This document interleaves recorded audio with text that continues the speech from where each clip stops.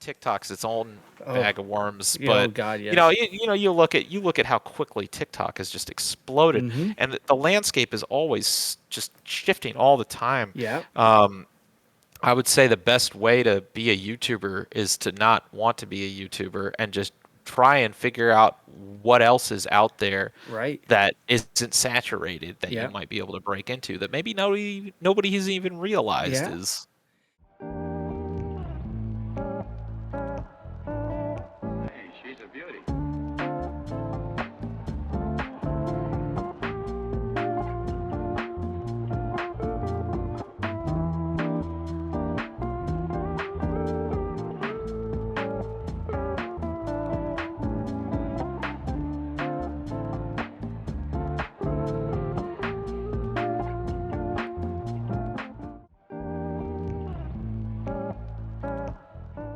Welcome to Tarducks, a podcast for content creators to come on, share their stories, experiences, and advice. And today I am super excited. I have Bluedrake. Welcome. What's up, man? How you doing today? I'm doing great. How are you doing? I am good. It's only Monday, but I woke up on this side of the dirt, so it can't be bad.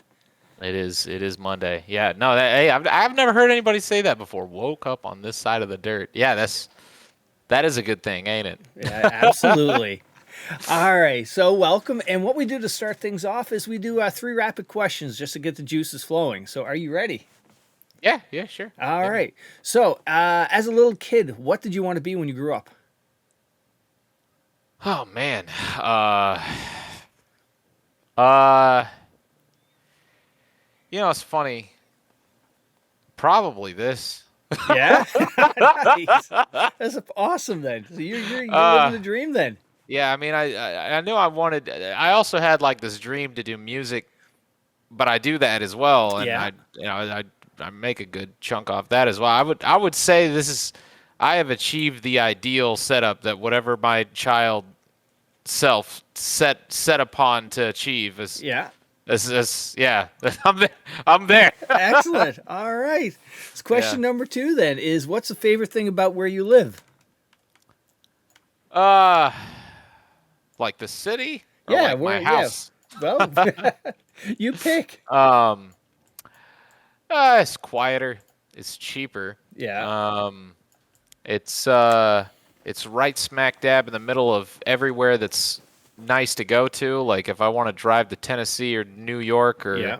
everywhere, it's just I'm kind of like right in the middle of all of the bigger cities in the East Coast, but I don't have to pay big city mortgages or big city rent, so That's that's nice. nice. And I still live in a nice enough place that I have like a good airport that's it's like the UPS hub, so we got Yeah. direct flights out everywhere. Oh, And that's nice. yeah, it's about as cheap and rural as you can get while still being a big city, which Yeah. is ideal for me. So Perfect.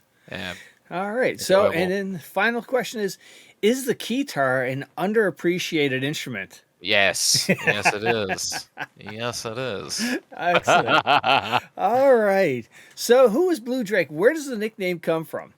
I made it up when I was 9 when my sister asked me to make up a name, and she was making an email address for me, Oh, and she was like, "Pick a name," and I was like, "Drake." That sounds cool, cause like I don't know, I was into magic at the time, so yeah. I was like, "Jaws like a dragon," and she was like, "That's taken. Pick something else." And I was like, "Blue Drake," then, and then she was like, "That's taken," and I was like, "Really?" And then she was like, "Put a number at the end of it." So I just finished reading Hitchhiker's Guide to the Galaxy, so I Yeah. was like, "Blue Drake 42," and then we did that. But then as I got older, it got really awkward to say that it was like a dragon. So then I kind of pretended for a while that it was like a duck. I was like, Drake. It's like a male duck, right? It's not a dragon. That's not. But that's not the truth. But that's why a lot of my logos have like ducks in it. But it is Okay. it is kind of true though, Yeah. because like I don't know, everybody called me Drake all the time. Yeah. So everybody just assumes that it's a duck, and I was Yeah. like, you know what, that kind of makes more sense because I'm kind of goofy and weird, just like a duck. So I don't know, There we but go. yeah. Oh, so now you have many hats. You have a content Right. creator, you're a game dev, musician, um, Blacksite, which is a Oh yeah, sure. influential company, management company, something like that. Yes, sir. Dad. So I am. what did you do before content creation? Uh, Honestly, always this, man. Yeah. I mean, I could have done other things, but I mean, I can just tell you kind of from the beginning. So, I've always been pretty heavily into music. Uh, I kind of started learning piano when I was 5 pretty aggressively. My mom was really interested in it, and she was really interested in me learning it. And unlike my sister, I kind of ended up being really interested in it as Yeah. well. I just love music. So I had studied hard enough prior to going to high school that I actually went to a magnet high school, which is it's kind of like Yeah. I don't know if you have We have them those, up but here. it's Yeah. right. It's like a college, but a high school. Like Yep. it's structured the same. Like you choose your own classes, you have majors and everything. You have to audition to get in. And I auditioned for classical performance and opera. Oh wow. Yes. So I went to high school for that, and I actually toured Italy with a choir. Holy We would cow. sing at the Vatican. I was Wow. bass baritone, and then I would play classical piano in tournaments and stuff like that. And then because of that, when I graduated high school, and I was like, I don't know what I want to do, I got a scholarship to IU for Yeah. the same thing, for opera and for classical piano. Yeah. But throughout this entire time, I just happened to be very interested in video games, but I didn't ever really saw that as a career. I just love video games are dope. Like I Right. never it was a pastime for me. I never really thought it would turn into anything like this. But Yeah. then again, I don't think anybody that does what I did at that time who became YouTubers doing this or Yeah. like I don't think anybody thought that it was going to turn into this kind of an industry that it's turned into. Right. But yeah, I played video games on the side. I really wanted to do. There was a time when I was in college and I was still kind of exploring what my life and what my career was going to be like.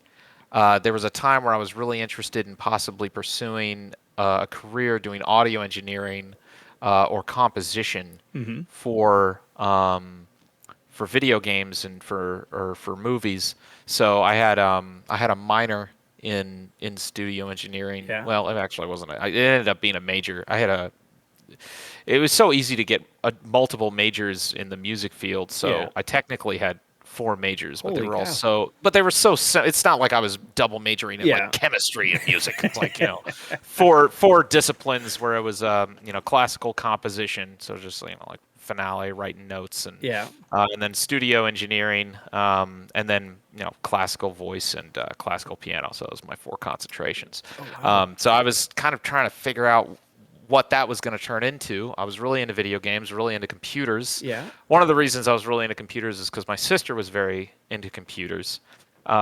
Because my sister is actually a graduate from Massachusetts Institution of Technology. MIT. Wow. Yes, yes. Although she's 7 years older than me, but Yeah. I grew up around her. We were both fascinated in that and computers and technology. Yeah. But I just happened to have a knack for music that made it easy for me to get scholarships and go to college for cheap. Yeah. So I kind of pursued that. But when I was in college, I did IT work. Obviously, Yeah. why not? To pay the bills, pay rent. Did IT. I was the IT guy at my campus. Oh my god. But then when I graduated, I was at the time, because I started my YouTube channel. I started my YouTube channel when I was like 7, technically. I Yes. made it, but I only started uploading to it. I think when I was in college. By that time, I was kind of midway through college. That was when I was really into Project Reality at the Yeah. time. Started uploading videos, and when I had graduated college, my channel I think was making enough money to pay my internet bill. Yeah. And I was like, well, that's worthwhile. Hey, my video game hobby is paying my internet bill. Right. How dope is that? Never really saw it turning into anything more than that. But it did. So after I graduated college, one of my first jobs that I got out of college was I was a system administrator for a local healthcare company because healthcare is really big in this city. So Yeah. it was like a big, Humana, Norton, like Yeah. some of the big boys. They're all headquartered here. So I did system admin work, and I also did HIPAA compliance IT work. Oh, Not, I okay. mean, boring stuff, but it was kind of cool. I would get on a plane. They would fly you out, and you'd go to a facility, and then you'd have to go through and rewire their entire modem system in order to be like HIPAA compliant, Yeah. or go through and take all their computers and rebuild them and stuff. And I had a lot of experience building computers and doing IT stuff, so it's like take hard drives, replace all the hard Right. drives in the computer, reinstall the operating system, and then sometimes you'd have to use like system administration tools in order to like mass wipe 1,000 computers throughout the Yeah. entire hospital floor, and then all take an ISO and then like mirror that ISO to everything. So like the whole thing. Yeah. So I did that.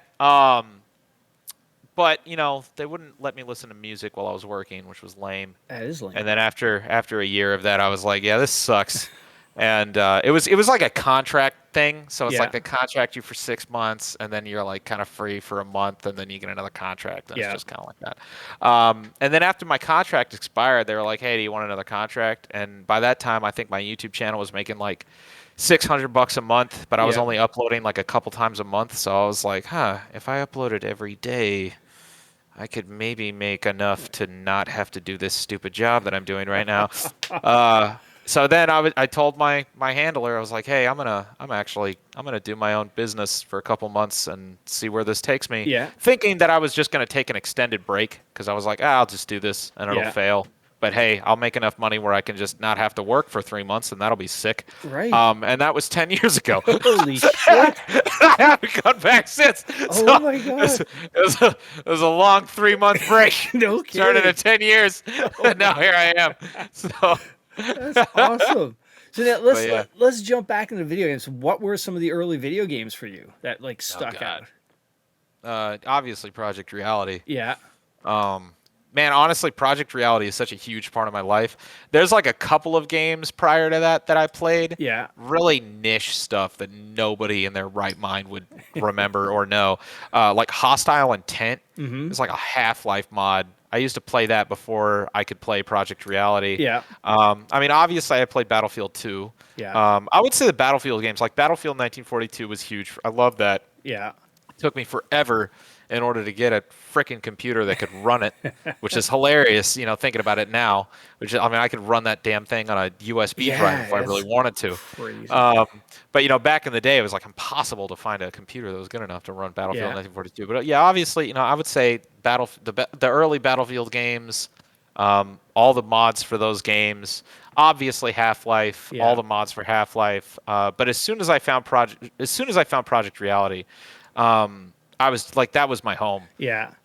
And I had played other things, like I played Arma, and I just remember getting pissed off at Arma just all the time, just not being the type of game that I wanted. Like Yeah. just play. Like, don't get me wrong, I like Arma, but at the time it just didn't feel right. It just Yeah. didn't give me the experience that I knew could exist out there. And as soon as I found Project Reality, I was like, oh my God, this is it.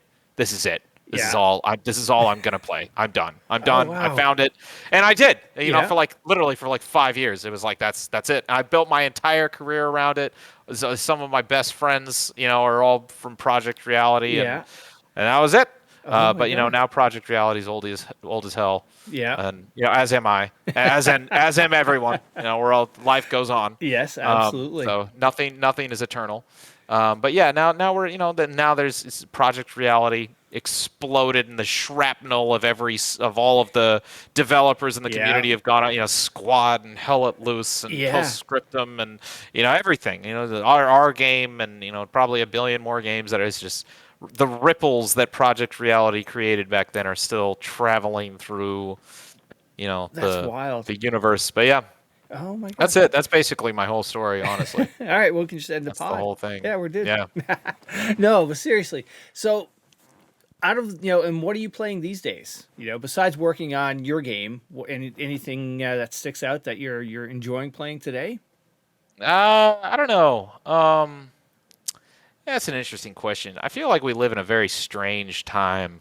When I was younger, there was a hunger to find the experience, to find the game that really satisfied the need that a lot of me and my friends had for, like either realistic tactical Yeah. shooter and it was so difficult to find those games and to find those experiences that when you actually did find a community that finally catered to that, it was a really strong feeling. It was Yeah. usually a really strong community. I would say nowadays we live in an interesting time that is completely opposite of that. And I'm still kind of navigating what that means to me and how that's going to affect things. But now we live in a period of saturation Mm-hmm. where there's so much of everything Yep. that it's significantly more difficult to find a tight-knit community that is dedicated to a singular vision Yeah. because there's just so much, and it's not necessarily bad, but it is a completely different universe, and I Mm-hmm. think it's going to have a completely different effect on the type of people that come out of it. Like if I Yeah. was molded by Project Reality and the era from which Project Reality existed, it'll be interesting to see what the type of people who are like me Yeah. but are kind of starting their careers now. It's interesting to see how this environment is going to shape them because it's Yeah. a very different environment. And I Yeah. would say for me, it's obviously I have my own game, and one of the reasons I built my own game was so I could have that sense of community um, with a group of people that I really enjoyed being around and who believed in the same things that I did. Yeah. And I think Operation Harsh Doorstop has really been that for me. And for our community, where we can finally have a place to kind of like build our own vision. Yeah. But there's so many other projects that it's very difficult, I think, for a lot of people to find a place that they can call home again.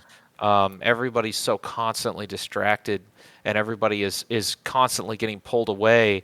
And in a lot of ways, the companies and the studios that are building these games, like their objective is to constantly pull you away. The amount of Yeah. advertising and how much more effective advertising is getting, and how much more, it's making people just constantly scattered in terms of their attention. Yeah. Well, So you hit it right there. I would, Attention. It's yeah. the short, the YouTube Shorts, the TikTok. People's Oh my attention God. spans are just Oh my shrinking God. down. Yep.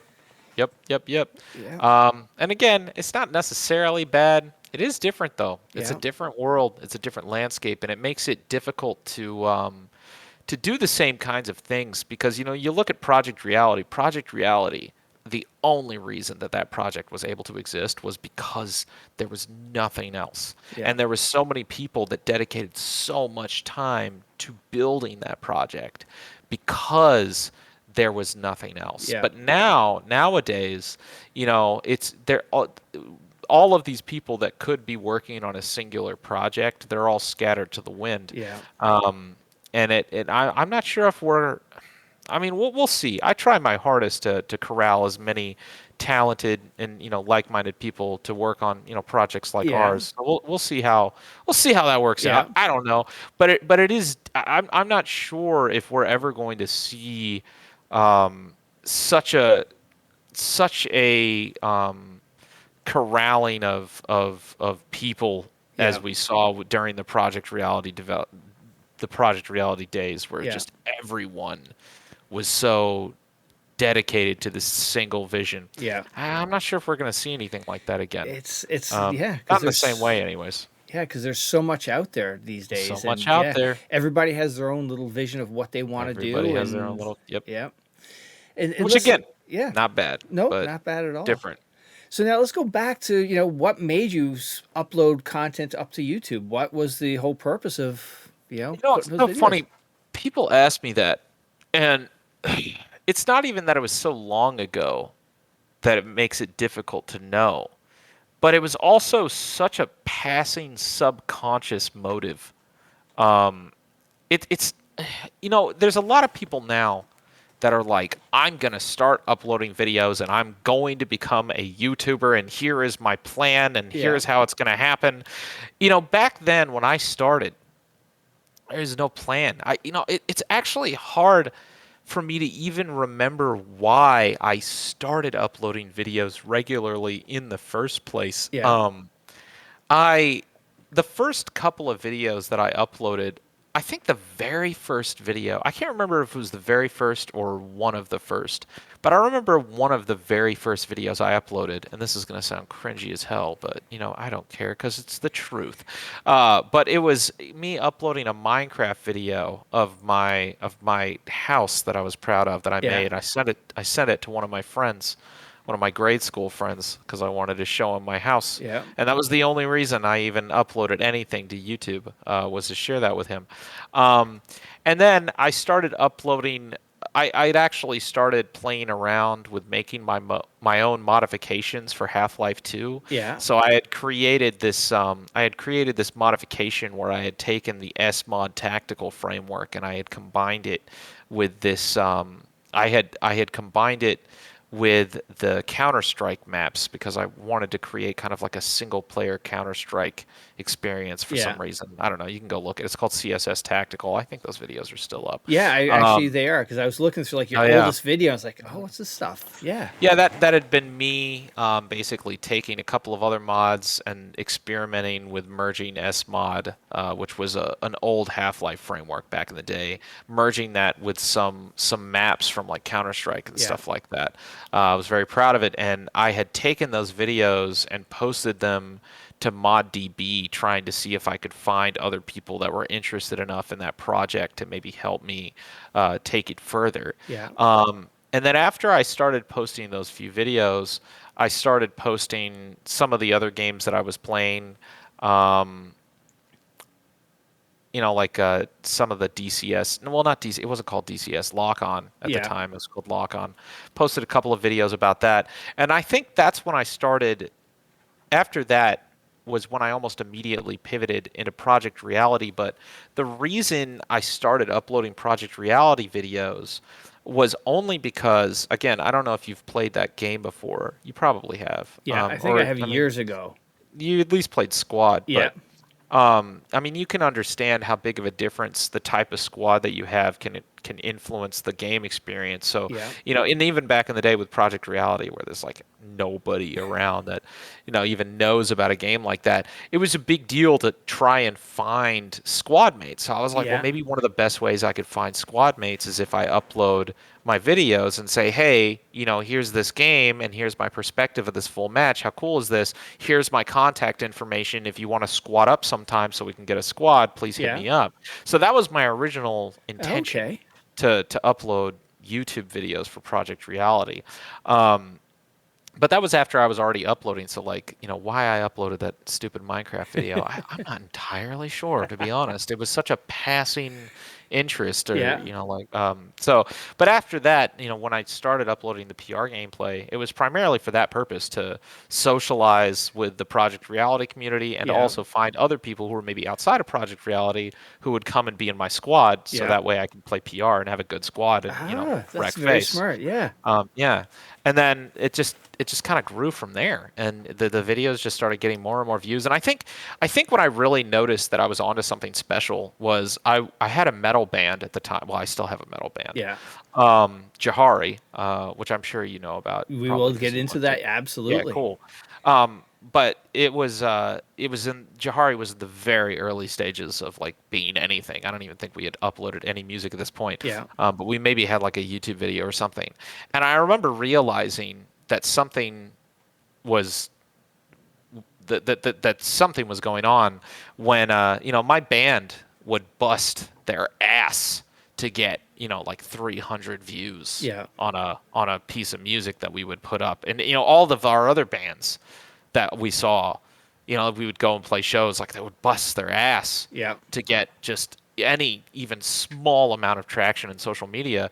And here I am just uploading videos on my gameplay YouTube channel, even without even thinking about it, Yeah. and just absolutely destroying whatever numbers my band, or any other band for that matter, was pulling. Yeah. And here I am in this band, and everybody's sitting here talking about how they want to make this a career and be like, oh, we're going to be in this band and we're going to make all this money. It's going to be so great. And like we can barely pull 1,000 views Right. on a video, and then I'm posting this gameplay and it's getting like 10,000 views Yeah. in a week, and I'm like, those numbers do not lie. Right. And that something is going on here. And honestly, that's kind of how I live my life. I I am a very scatterbrained individual, but to be fair, it's actually helped a lot, because one of the ways that I even found my way into the career I have now is I don't really plan on getting into the industries or getting the careers that I have. I try a whole bunch of stuff, and Yeah. I do a whole bunch of stuff. And then after I do that stuff, I look back and I say, all right, which of these random things that I have done, which of them have done the best? Yeah. And whatever that is, whatever the answer that is, I do that more. And I think there's a lot of people out there where they just get this idea where it's like, I want to be this, and Yeah. I will now do everything. Back in the day, it was being, the vocalist or a guitarist in a band, and people are like, I'm gonna be a rock star. Right. Well, it's like, well, how are you gonna be a rock star? I don't know. How are you gonna make money as a rock star? I have no idea. I'm just gonna do it. I'm just gonna go out there and play guitar, and it's gonna happen. Yeah. But nobody really thinks about the logistics of how that works. But as soon as you start not thinking that way, where it's like, don't choose what you want to do and then do it. Just try a bunch of stuff. Yeah. And then see what works, and then focus on that now. Because, it's funny. I almost see people talking about being a YouTuber now the same way that people used to talk about being a rock star. Yeah. When I was a kid, That's it's like, I want to true. be a YouTuber, and it's like, okay, how? I don't know. How are you going to make money? I have no idea. What are you going to do? I'm just going to play games. That's how it works. Right? I'm going to play video games, and I'm going to make money. And it's like, okay, it's just same thing like when I Yeah. used to hear people talking about being a rock star. And it's funny. I actually think that nowadays there's probably entirely new opportunities that people don't even realize are happening, that might even be bigger than being a YouTuber. Yeah. But everybody's so fixated on the thing that everybody wants to be, that they're Right. probably missing out on these new opportunities, kind of like back in the day. Yeah. Nobody knew what a YouTuber was. Nobody cared No. about being a YouTuber. It didn't make any sense. Whenever I told my friends what I was doing, they were like, that's stupid, you nerd, and then they wouldn't talk to me anymore. And now those same people are coming back Yeah. begging me for advice because their kids want to do what I do. Right. All of these people, and it's like, man, it's too late. It's too Yeah. late for that, dude. Like, Yeah. tell them to find, even, I mean, God, TikTok's its own Oh. bag of worms. Yeah, But oh, God, yes.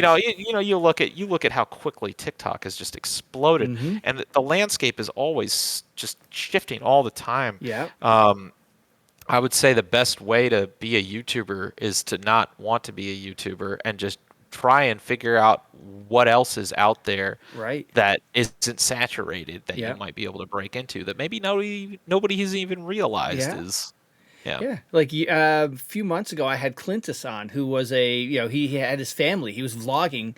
This was 10 Yeah. years ago, and way before everybody would give him the stink eye when he was like, holding the camera and doing those things. But nowadays, it's just anybody can The do standard. that. Yeah, Now it's the standard. Yep. it's crazy how things Funny change. how the world works. Yeah. Absolutely. It was very interesting. So now, after you started doing the YouTube thing, when did you start live streaming? When did that happen? I hated live streaming. Oh, okay. It's funny. I do. I'm not really a streamer. I'm a YouTuber. Yeah.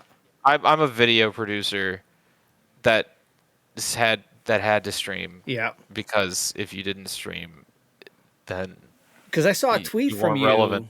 about Twitch the other day or last week or something I like that. don't. Just- Yeah, I'm very frustrated with Twitch. Yes. I don't like Twitch.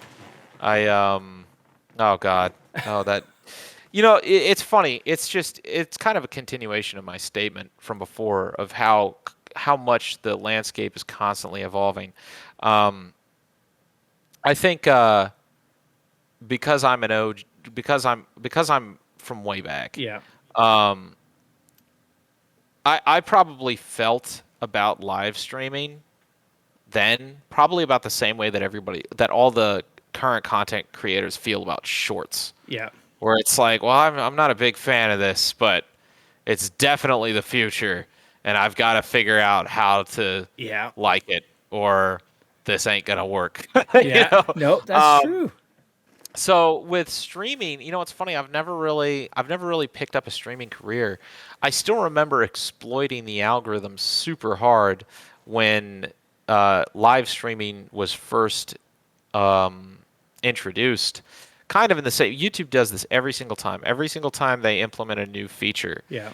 they never implemented. I mean, I don't know. Maybe they do this on purpose, but basically, if you're one of the first people to adopt using one of their new features, the feature is usually implemented in a way where you can exploit the hell out of it. Okay. And you can get a lot of exposure, and you can and it's just like how shorts are now, how shorts have been honestly for the past couple of years, where it's just like it's so new, but you can exploit the hell out of it. I did the same thing with live streaming because back in the day, the way YouTube originally implemented live streaming is they were kind of sitting there trying to figure out how to shoehorn it into their VOD system. Yeah.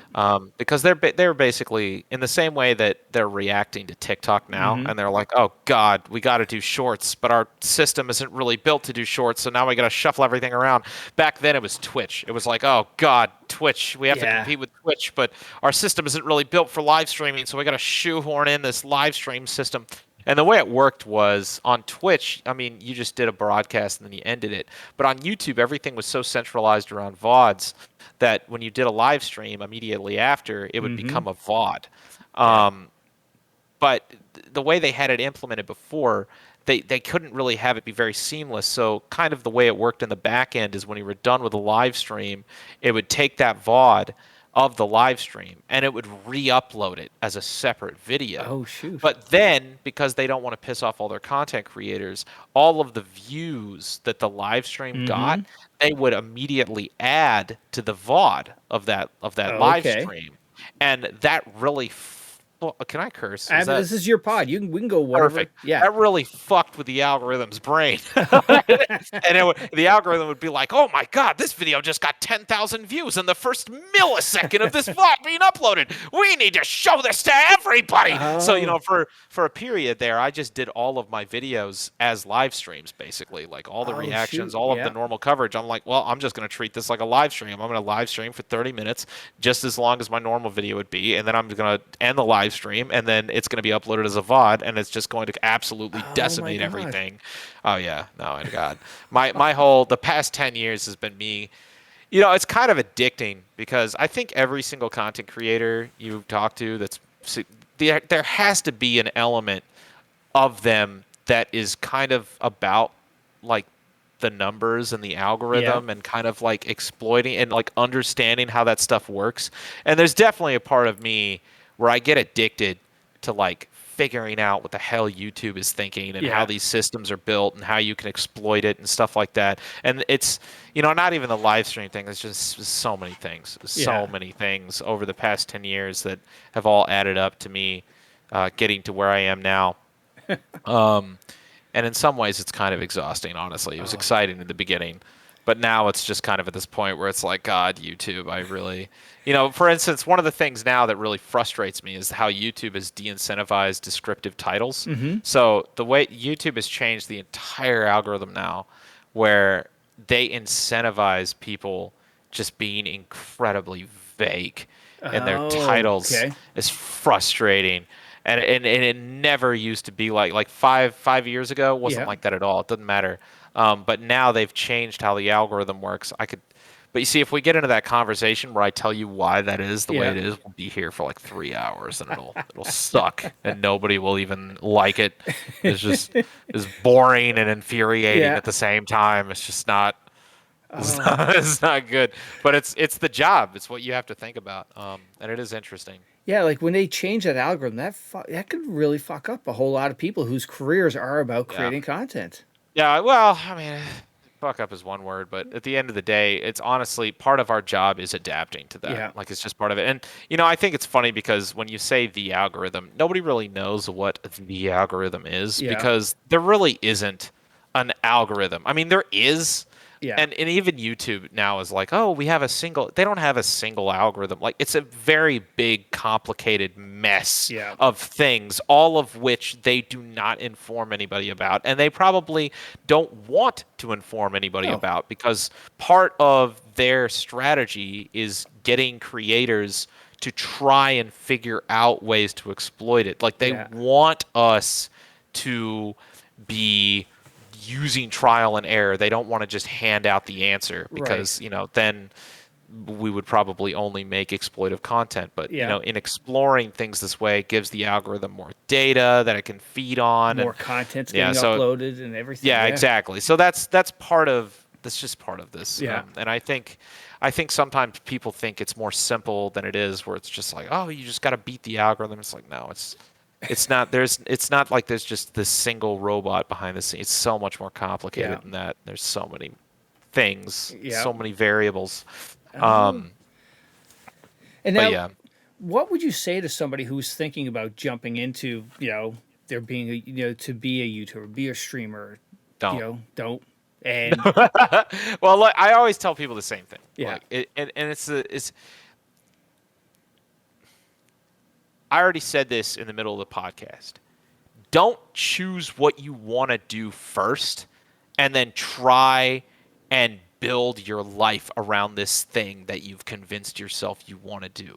If you end up being a YouTuber, great. But there might be all sorts of other things out there that you don't even know about that could potentially be better than Yeah. being a YouTuber. Again, my dream back in the day was nothing like that. I didn't even know that what I do now was an option. Right. I had no idea. And I'm telling you, there are things right now that is an option that people may not even realize is an option. Like so many other things.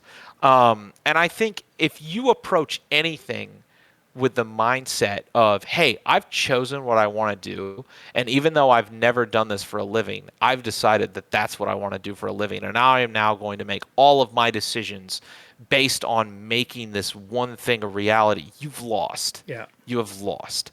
Never approach anything like that. If you were looking to get into YouTube as a career, don't.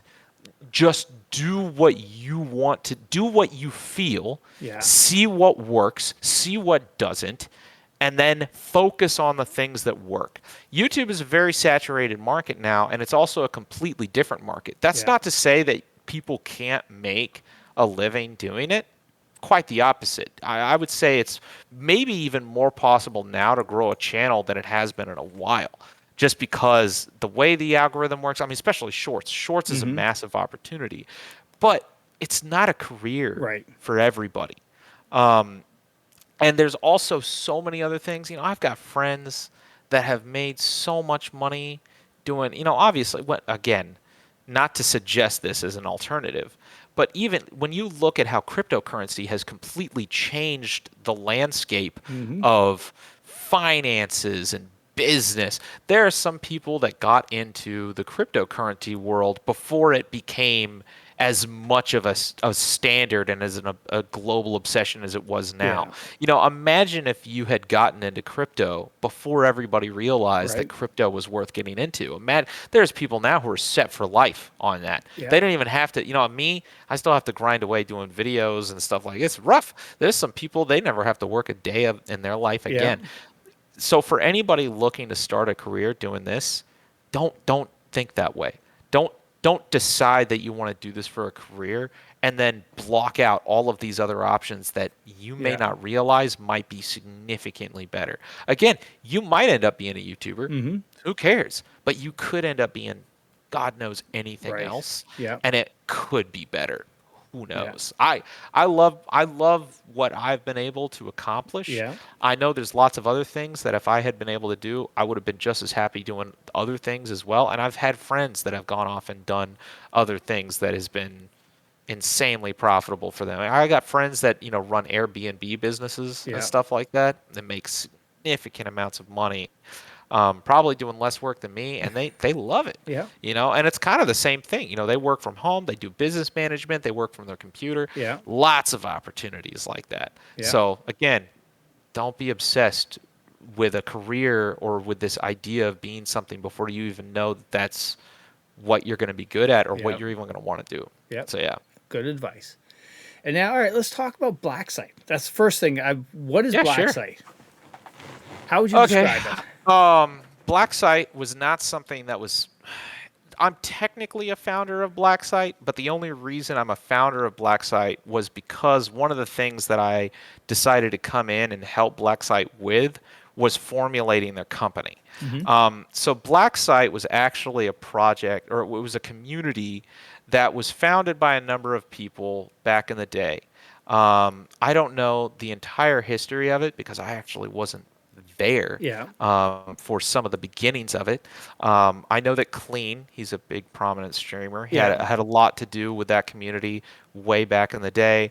But also Devil-Eyed Elvis and Gooms. I don't know Okay. if you know. You should. I don't them? know those. No. Okay, so Devil-Eyed Elvis and Gooms, they're the other two owners Yeah. of Blacksite. And they were the ones that were running the community before we met. Hang on. Was Spinachy a part of this as well at some point? I have no idea. Oh, okay. Maybe. All right. Because this I had. Again, I came in kind of in the middle. Yeah. Okay. Essentially, what happened was Blacksite was this large community. I was friends with Klean, Devil-Eyed Elvis, and Gooms. Yeah. Gooms and Devil-Eyed Elvis were moderators for that community. Klean, kind of in a way, as I understand it, kind of like started it, but I think he kind of eventually they kind of went their own separate ways. Yeah. I had come in and talked to Elijah and Gooms, and one of the things that I offered them was there's a lot of people in this industry that say that they have a company or say that they have a business, Yeah. and they actually don't. Like, they don't have a registered LLC. They don't have a corporation. And, there's a lot of people that will be like, I'm going to sue you. And it's like, do you even have the capability to do that? Like, Yeah. there's a lot of empty threats, and there's a lot of people that just don't know. And one of the things that I did is I came in and I talked to Gooms, and I was like, look, if you guys really want to turn this into a business, you're not a business right now. Yeah. I actually have a way where I can come in and I can help turn this into a thriving business. And in exchange, I have all of these other things that I want to do. And I had kind of explained to them, I was like, look, because this was before Operation Harsh Doorstop was Yeah. even on anybody's radar. This was before I had even announced really anything for it. What I said I needed was I needed another arm to help me with both some visions that I had for Yeah. like influencer management and stuff like that, kind of like building a team of creators Yeah. that where we could kind of like create content together, but then also doing things like managing our sponsorships and some of the Yeah. business aspects of those things. Like Okay. I really needed people to help me with that. And then in addition to that, I kind of wanted to tell them about this whole vision I had of content creators making our own video games Yeah. instead of having to rely on studios, and that I would Right. actually need, a company to help me with the marketing of Yeah. that and the management of that community. And essentially I came in and I was like, hey, I will help. I will give me a third ownership in Blacksite, and I will structure the entire company for you, and then we can run it Okay. together, and then you can come on board with me and be basically my right hand marketing and business management arm Yeah. for this whole vision I have of doing game development. And it's been working out Oh, pretty wow. well so far. So that's the whole arrangement. So it's like the original stream team essentially, but the Kind of, added yeah. element of development possibly. And, oh, that's Yes. really Yes. slick. Yeah, and we've kind of even structured things where maybe at some point Blacksite could have its own line of like games, because we built Operation Harsh Doorstop with the goal of licensing it out to other studios Yeah. so that they can make their own games. So we licensed out Operation Harsh Doorstop's core framework to micropros, so Yeah. that way they can make their own games. They made Warfare 1944, which we're Yeah. still kind of negotiating the future of. But that was kind of an example. At some point in the future, it would be cool if Blacksite had its own game and then Yeah. had maybe something. So that was something that we had talked about, that we're still kind of talking about. Although, Okay. we kind of got a lot of work to do on our existing Yeah. stuff before we kind of dive into that stuff more. But yeah, that's kind of like the whole. That's That's slick. an overview on that. Yeah. Yeah. And there's lots of things. I used to, again, everybody hates this. Well, they don't hate it, but it has a horrible reputation, which kind of doesn't matter anymore because it doesn't exist. But I used to work for Machinima, Oh, okay. kind of.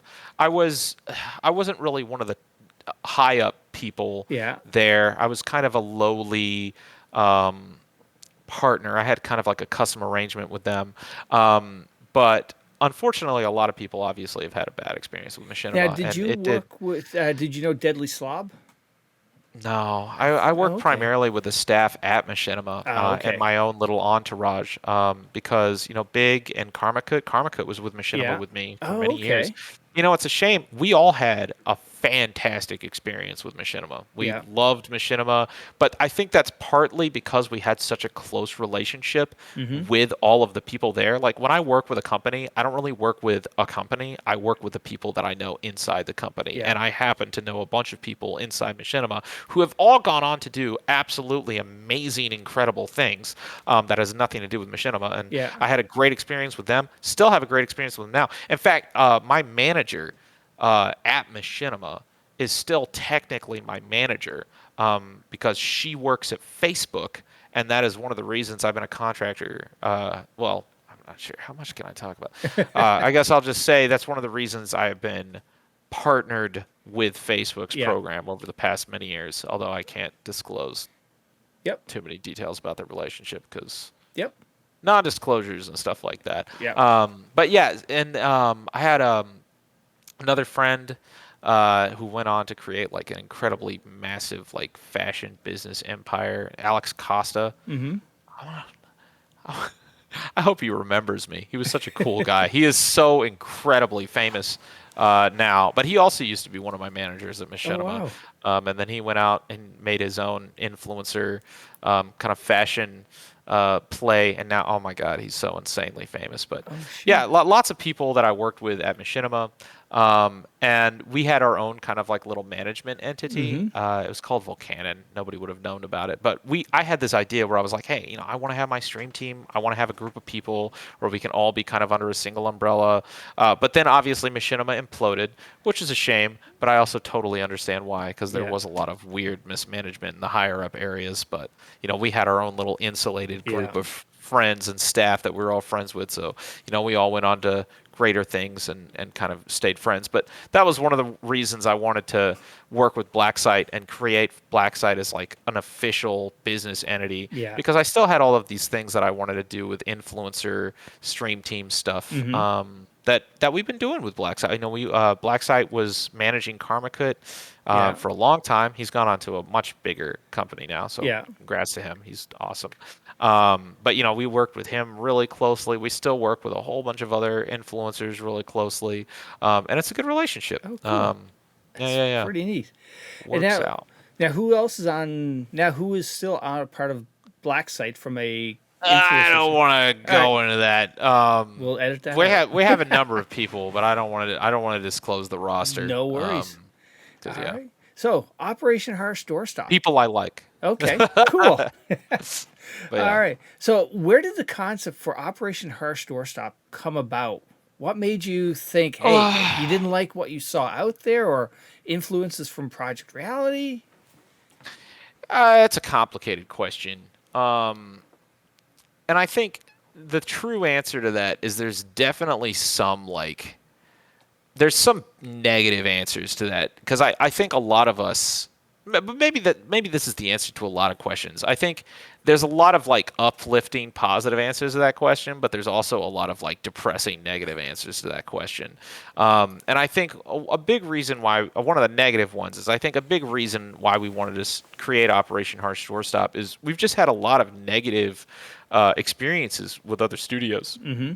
And a lot of various things, everything from, them. I would say some of the more, what's the right word? Like some of the hold on, make sure I'm not.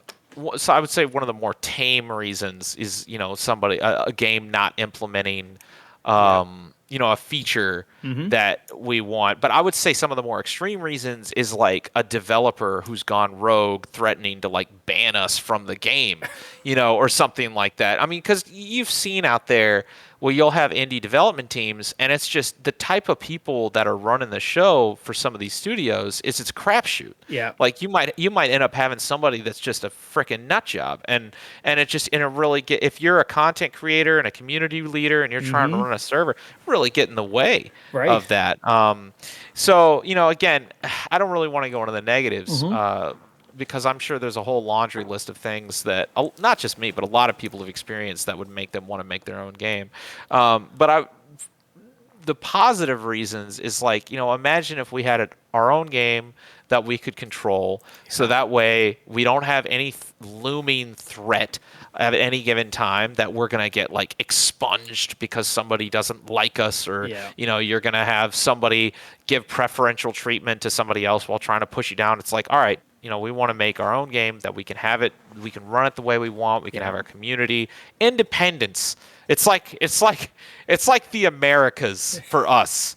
For like, it's like running away from the British Empire, making your own goddamn government. So that's a big element of that. Okay. It really is. And again, I think there's a lot of other content creators that are making their own video games now, and I think there's a lot of it where it's the same thing. They want to have their own space. They want to have their own space. They want to have their own community where they're not going to be, where they can have control over the experience that they want without having this looming constant threat of persecution. And that's been a big aspect of Operation Harsh Doorstop. Okay.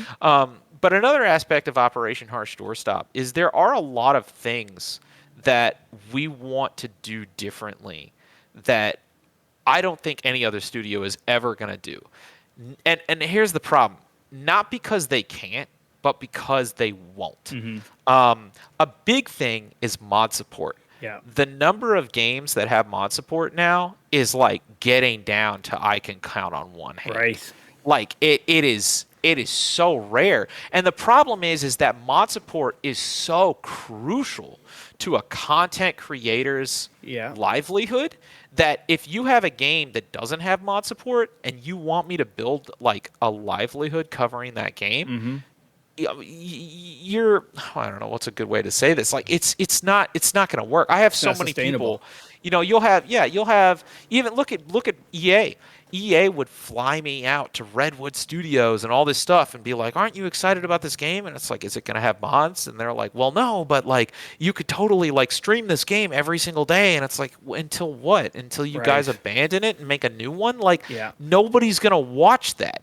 Nobody's going to watch that. I need mods. How am I going to set myself apart from the other billion streamers out there streaming not just the same game, but the exact same footage of the same map that has nothing different? But then you look at stuff like Grand Theft Auto and like 5M, every single streamer is completely unique because they can have their own servers, they can have their own experiences. And it's funny how much Rockstar hates mods for that game. But mods is the lifeblood for these content creators. And one of the biggest reasons that I started making Operation Harsh Doorstop wasn't cringy name at all.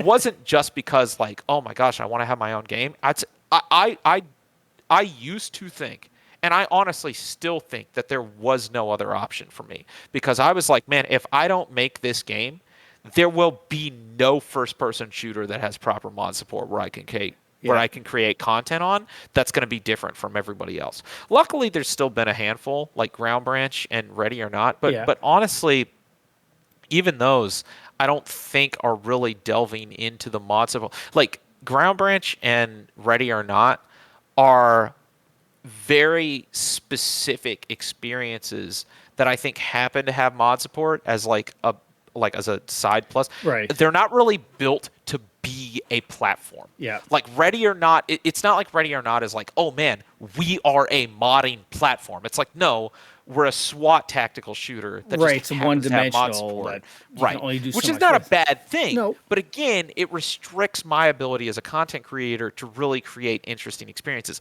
versus something like Arma or Yes. Gary's mod or even 5M, hilariously enough, even though Rockstar hates them for existing. Yeah. But those games are platforms. That is like, Right. I can use this to, and that's what I want to make for Operation Harsh Doorstop. Yeah. That's honestly what Battlefield 2 was to a pretty big extent. Yeah. And that's what I really was hoping Squad was going to be when I first started kind of like having a relationship with them. But over time and watching their trajectory, I started to realize they weren't really interested in building as much of a platform as they were building just like a straight up advanced and secure military simulation game, Yeah. which is fine. But I think if you were to try and say that Squad is even close to Arma in terms of being like a platform / sandbox, like Yeah. I'm sorry, it's just not. It's Yeah. a great advanced and secure simulator, you know, but it's not a platform. Right. You know, you're not going to be playing Wasteland on Squad, at least not very easily. Yeah. I've seen some people trying to mod that in, but like the amount of stuff that's just hard coded to that AAS experience is so hard to get through.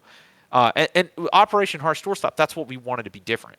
And I think it's funny because I think it's our greatest strength, but it's also our greatest weakness because I think some people look at it and they're like, oh, but this looks so generic. And we're like, that's the point, though. Right. Like, that's the point. Like, the You're point like a Lego was... system. Here you it's like a have Lego system. It's like, here is a generic game that has all of the bits and pieces that everybody else has, but the difference is we let you take it apart and make what you want. Like, Right.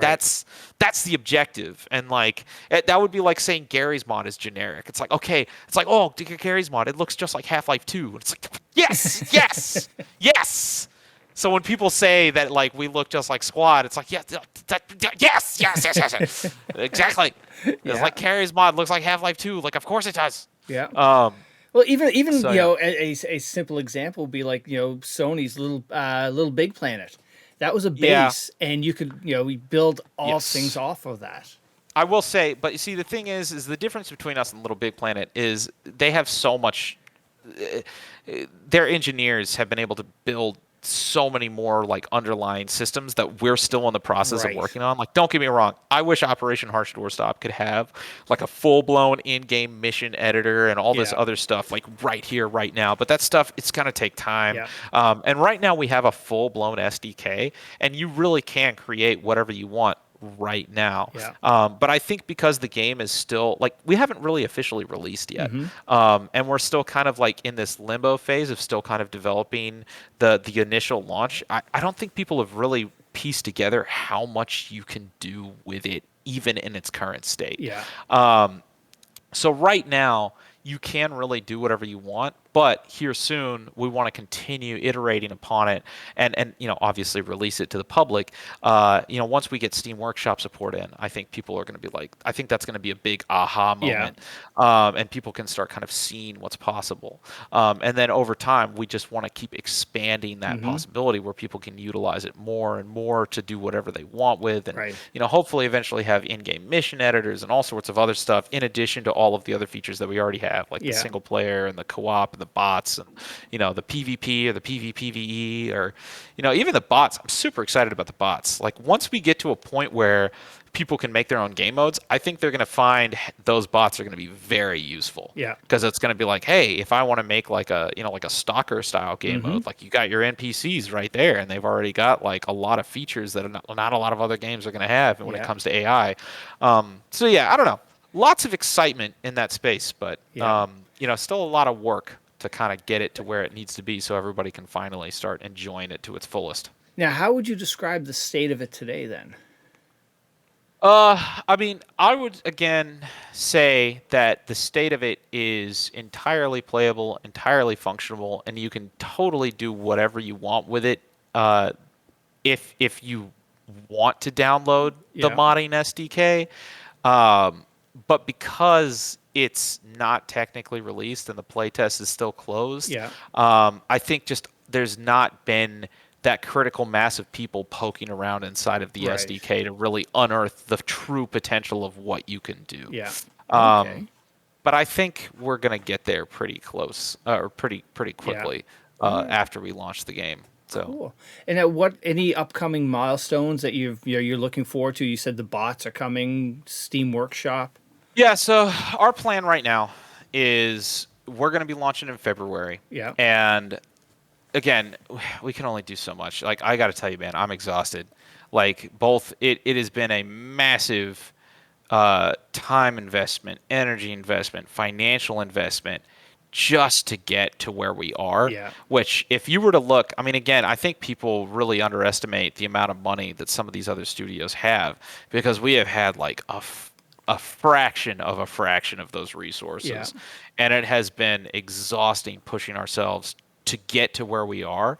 But I'm really happy with where we are because I think that what we've accomplished is on par in many ways to studios that have literally 100 times, and I'm not exaggerating. Yeah.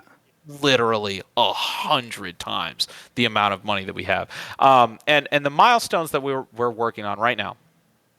I mean, I'll just list them because February is our planned early access release date. Yeah.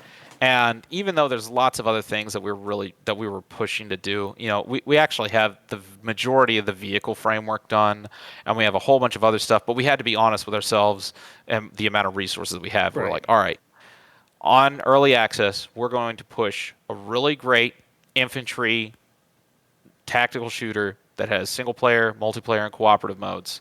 But it's going to have full Steam Workshop support. It's going to be completely free, and it's going to be supported. Because there's actually other games out there, and this is what really drives me nuts, is there's other games out there that could have literally done exactly what we're about to do, Yeah. but they just straight up didn't for some reason. But if you were to look at I already forgot what it was, Battalion Legacy was Yeah. that what it's called? Yeah, they released their game, and they're actually kind of a very similar project to us. They have Unreal Engine 4. Man, it's funny. I did an interview. After I did that video. I don't know if you saw that video I did about that. Did you see I don't that? think so. I had done a video talking about Battalion Legacy, Battalion 1944, and how kind of like disappointed I had, or how simultaneously impressed I was with the free release of their game, Yeah. but also depressed with how they released it. Do you know the story of how that No. went down? Okay, so there's this game called Battalion 1944. It was a Unreal Engine 4 first-person shooter. They had raised a significant amount of money on Kickstarter, and they actually did it. Like they made this game that was kind of like a World War II Call of Duty multiplayer Yeah. game, and it got kind of like mixed reviews. But then they got picked up by Square Enix, and then they were going to turn it into this AAA. They were like, hey, now we're going to turn it into this AAA experience, and we're going to release it. It's going to be bigger and badder. That apparently, after many years, fell through. They had a falling out with Square Enix, and they were like, you know what, never mind. We're just going to release this for free, and then we're just going to move on to something else. Shoot. So they released it. They renamed the game Battalion Legacy, and then they were basically like, we ran out of money. Here's the game for free. There you go. And wow. it's funny. I played it and I was like, it's a shame because this is actually a pretty solid game. Mm-hmm. And I was like, does this have mod tools? Because one of the big things on their Kickstarter was like, oh, we're gonna have mod tools. And I went and checked to see if they had mod tools because I was like, this could actually be exactly what or at least even though it kind of sucks because in like Operation Harsh Doorstop, like this is what we were trying to do. Right. But hey, if they've done it too, that's another game that I have in my belt as a content creator that I can utilize. So I was like, oh, I'm going to check and see where their modding SDK is. So I went to go download their modding SDK, and they had deleted it. Oh. And I was like, oh, wait, what? I thought this game was supposed to have mods. And then, the CEO of the studio reached out to me and was like, hey, I'd love to do an interview and clarify everything because I think you were disappointed and maybe you don't know the whole story. And I was like, okay. And I did an interview with him. And I was just so depressed at all of his answers. And I even told him, I was like, dude, this is exactly what I thought it was, and this sucks. And I was like, I'm not even going to talk about this. But basically what they said is they were like, oh, yeah, we don't want to release the modding SDK because one of the things that gives this game value is if nobody knows how any of our mechanics work. And I was like, that's exactly the kind of stuff that forced me to make Operation Harsh Doorstop Right. because that's why everybody's cutting mod support out of their games, because everybody's afraid that if they include mod support that people are going to be It'll able to overshadow. well, they're not going to be able to sell DLC. They're not going to be able to Right. sell microtransactions, Ah. or they're not going to be able to sell like other versions of the game because I think they're afraid that people will go into the modding SDK and maybe even just figure out settings, Yeah. like just settings for the weapon handling and stuff like that, and maybe be able to utilize that in their own games. Right. So even though this game could have been a great free first-person shooter with mod support, they decided to just gut all of that functionality and then just release it as a shell of itself, almost intentionally killing it. Yeah. So that way they could move on and make other games without having this game that they've made compete with their own. Because they're making another first-person shooter now that I think they were afraid that this Battalion game could like compete with. So they're killing their own games to like not compete. Never thought of that concept. It's such a ridiculous, strange way of thinking. But the sad thing is, so many people think that way. Mm-hmm. But with Operation Harsh Doorstop, that was a big reason why we wanted to build the project the way that we've built it, where we have all of the features that everybody else is cutting. I lost my what was the original? We've been going off on this crazy tangent. I forgot what the original milestones target. Oh, milestones. February's coming. What's your Right. Thank you. Look at you being an excellent podcaster, keeping me in line. Thank you so much. No problem. So the moral of this ridiculous tangent is right now for February, we want to put out a solid infantry shooter that has a fully functional and fleshed out modding SDK that has no artificial limitations. And when I say artificial limitations, I mean there are many studios out there where when they put out a modding SDK, they will actually go out of their way to lock down parts of the modding SDK so you cannot see or modify parts of the game. Every single thing that we are legally allowed to show, because there is some stuff, unfortunately, with Unreal Engine 4, like you can't show Unreal Engine 4, like C++ code and stuff like that. But every single thing that we are legally allowed to be open for modders, we have gone out of our way to do. And even things that aren't open, where our engineering team is looking into ways and talking with Epic on how to open that stuff up. So it's like, okay, we can't open up the C++ code for Unreal Engine 4, but could we possibly in the future create a secondary layer on top of the SDK where people could do like C# scripting or something like that? And Unreal has actually been working with us and helping us figure out how to open up the modding SDK even more. So when we come out in February, yes, it's going to be a generic shooter. Well, I don't, to be honest, I'm pretty happy with what we've created. I don't even think it's that generic anymore. I think we've got weapon handling that's kind of like right up there with Insurgency Sandstorm. We don't have the fancy dismemberment and stuff yet. Right. But I think it's going to be a great, solid first-person shooter with a variety of game modes that are going to show what you can do with it. Will you be in the modern era, or you're going to have a couple of other eras of weapons? Oh, got all of it. Yeah. That was one of the things that we wanted to do, because when we came out, we were like, hey, you can do anything with this game. Right. Everybody thinks that mod support is like all mod support is created equal. It's not. And I think that's another frustrating thing about the world that we live in right now. Well, you really bring up a good point. I didn't even think. I never even thought about and nobody that. does. Right? Nobody thinks about this. We don't do mods because we want to sell DLC. We don't want to just have you focus and just play this game forever because we got number 2 coming next year. And some of the games that have mod support, they don't really have mod support. Yeah. They have like a small limited content creation engine where it's like, okay, you can make a new gun. And it's like, okay, well, what if I want to make a new game? Can't do that. Why? Oh, we're just not going to let you. Oh, you're not going to let me? I thought there's no technical reason. There's some people, they go in, you'll have some of these SDKs where you'll see parts of the SDK where they've gone in and intentionally done work to stop you from being able to modify it. Like it's not that they just like aren't doing the work to open it up. They're Right. actually doing work to close it down. So that's a big, I would say from a political standpoint, that's something that Operation Harsh Doorstop is kind of doing as like a civil disobedience thing, where it's Yeah. like, look, if nobody else is going to implement the type of mod support that we want, Right. we're going to do it. And, it's also kind of a great way to bring awareness to this problem. Yeah. Where people aren't really supporting mods the way that they used to, but acting like they are, and, Right. and it's That's- not the same thing, Right. No, not at all. And that's Yeah. And considering that all of this mods have done for Operation Horse, And some of these it's just games come Patreon from only, mods, right? Oh yeah, for us, Right now, yeah, that's so. yeah, right. When you We're open that almost up, entirely, yeah. it's going to just it's going to be a huge tidal wave of more stuff coming towards it. Exactly. So that's what we're hoping. So we're hoping that if we put this out on Steam completely for free, Yeah. and it has the type of mod support that we have, and it has Steam Workshop integration, yes, even though it's a simplistic, generic shooter, I'm hoping there's going to be a wave of content creators that are going to realize that you can do way more with our little generic game than you can Right. do with these AAA games that say that they have mod support and they don't. Right.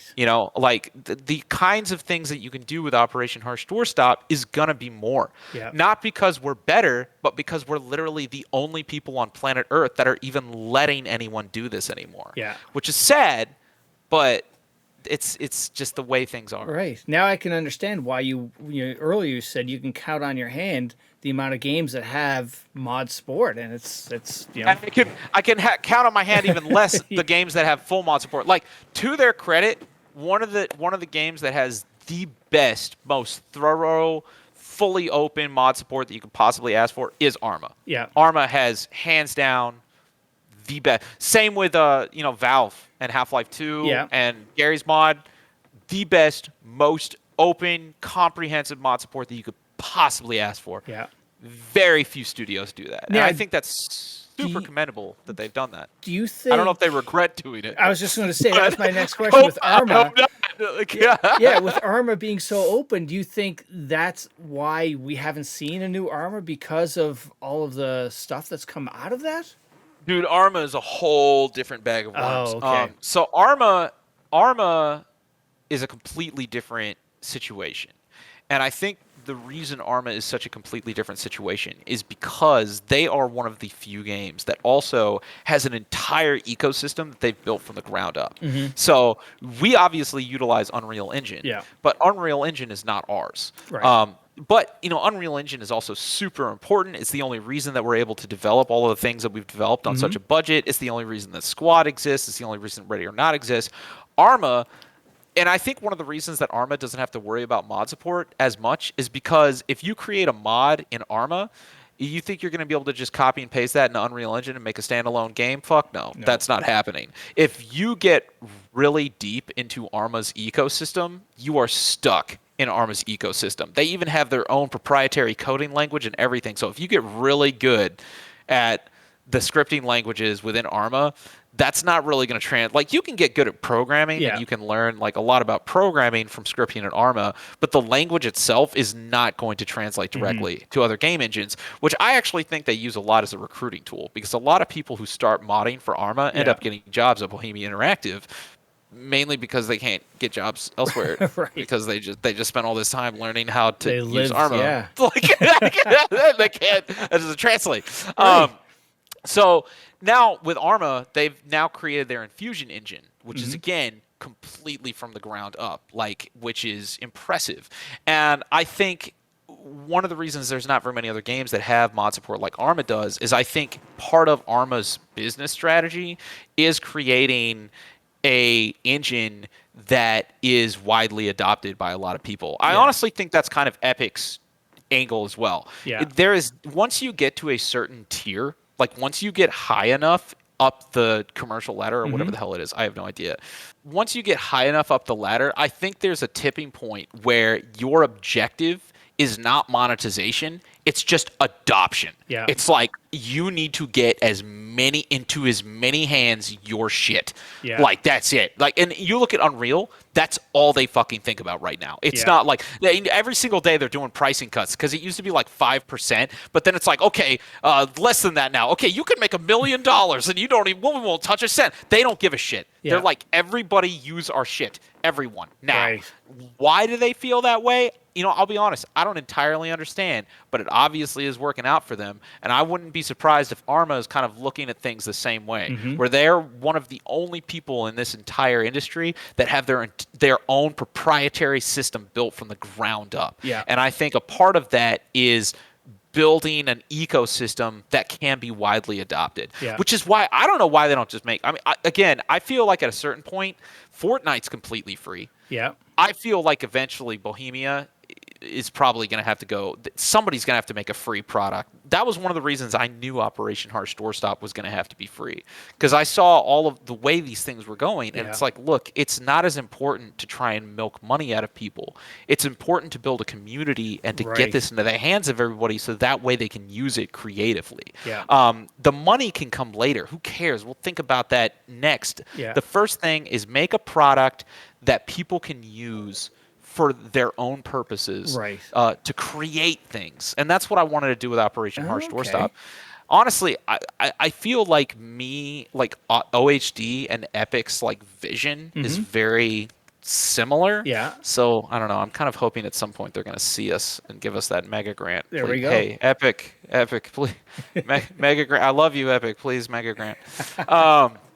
So that, But yeah.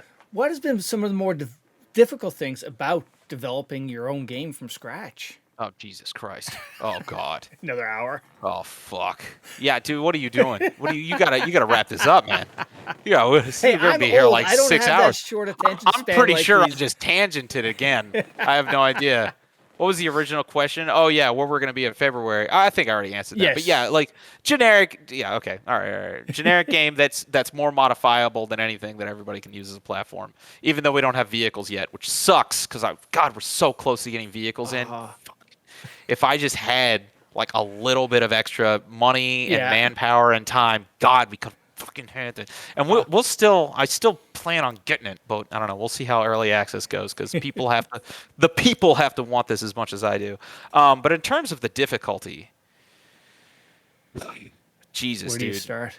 man, I don't see. That's the thing. I even told my own team, I was like, dude, I'm not going to be a game dev after this. Like OHD, I did not become a game dev to become a game dev. Yeah. I became a game dev so I could make OHD, and OHD is the only reason you ever like see like dude, there's some of these movies.